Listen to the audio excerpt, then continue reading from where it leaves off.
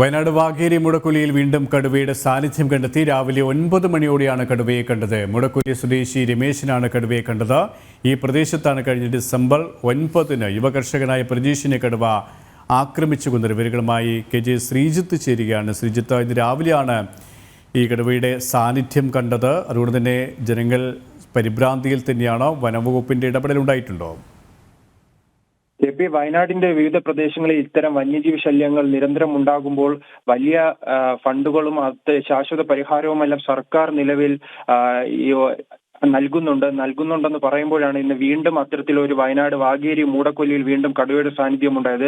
ഇന്ന് രാവിലെ 9 മണിയോടെയായിരുന്നു കടുവയെ കണ്ടത്. മൂടക്കൊല്ലി സ്വദേശി രമേശിനാണ് രാവിലെ ജോലിക്ക് പോകുമ്പോൾ ഇത്തരത്തിൽ കടുവയെ കണ്ടത്. സമീപത്തെ വയലിന് സമീപമുള്ള പ്രദേശത്താണ് ഈ കടുവയെ കണ്ടിരിക്കുന്നത്. ഈ പ്രദേശം നമുക്ക് തന്നെ അറിയാനായിരുന്നു. കഴിഞ്ഞ ഡിസംബർ 9-ന് യുവ കർഷകനായ പ്രജീഷിനെ കടുവ ഈ സ്ഥലത്ത് വെച്ചായിരുന്നു ആക്രമിച്ച് കൊലപ്പെടുത്തിയത്. ആ പ്രദേശത്താണ് വീണ്ടും കടുവയുടെ സാന്നിധ്യം ഉണ്ടാകുന്നത്.